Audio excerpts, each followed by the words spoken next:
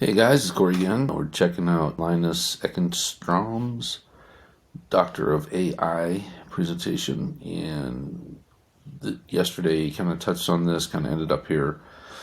So this is saying, there used to be these silos, design, development, business, and AI has caused way more overlap. Developers can do design work, business guys can do development work or design work or what have you. So it's really providing capabilities to a lot larger audience than what it was doing before or what was available before.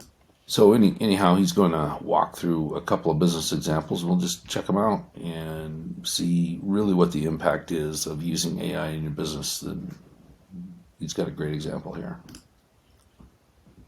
Brings all of that together and close the loop, or close the kind of abilities that everyone have. So all of a sudden a designer can be a biz dev, or all of a sudden a developer can be a designer, and it all just ties together. And AI is that glue that makes it possible in many different ways. One example, I'm going to show you two business examples. I'm not going to show you what they've done, but I'm just going to show you the numbers, because numbers are fun. So Coca-Cola, they just recently announced that they have 10 to 30 times faster concept cycles on iteration. And we heard from Ogilvy that we're in the era of inspiration. I think this clearly states that that's a fact. We have higher audience testing scores, and we have higher performance in content creation. And the R&D department is also using this stuff. Check that out. I mean, 10 to 30 times faster concept iteration cycles. That means we're getting more done. And for whatever employees they've got, it's the same money. It's the same money. Maybe even fewer employees. I don't know. It doesn't really say, but the result of that. So you're 10 to 30 times faster. That is significant. Definitely worth doing, worth pursuing. 38% higher audience testing score. So not only are you getting it done faster, a whole lot faster, but you're getting it done with higher quality, 38% higher.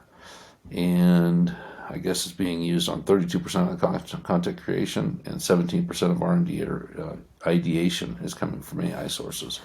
Sometimes, I've worked in R&D operations and functions, and I've done quite a bit of that, actually.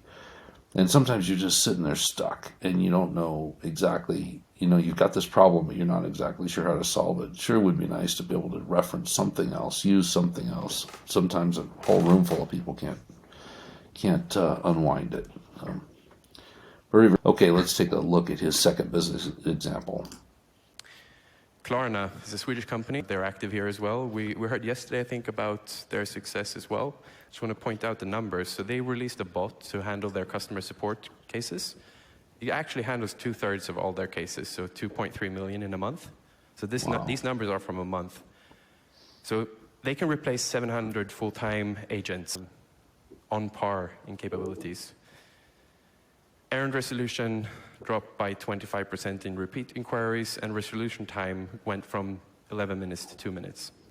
It's available in 23 markets and 24/7, and it currently speaks 35 languages. But we know that it's very easy for this to go to 70 languages, 120 languages, and so on. And currently, the estimation is that they will have $40 million on their profit line because of this single implementation of AI into their business. Pretty huge. So... And I've talked about this one from Klarna before. This is a very significant improvement. Looking at this, it's handling a lot of conversations, 2.3 million, 700 full-time agents. Resolution times went from 11 to 2 minutes. And it's available in 23 markets, communicates in more than 35 languages. And it's going to add 40 million to their bottom line. It's just an incredible number. You have some piece of technology that can replace 400 full-time agents, increases the accuracy of the solution with a 25% drop in repeat inquiries, and decreases the resolution time from 11 minutes to 2. Everybody's happier in that case.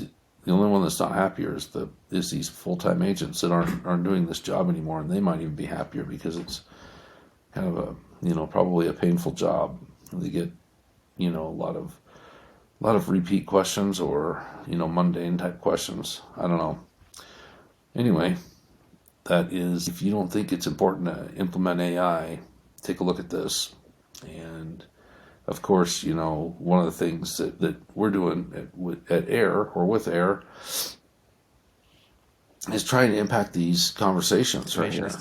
These things are, there are just tons of conversations that can be had with, and Air does a great job of actually, having voice conversations. These are text bots. These are, a help bot or whatever you want to call it, but they're text based. They're not doing voice. Anyway, it's a, it's a wide open field, and there's really, really going to be important.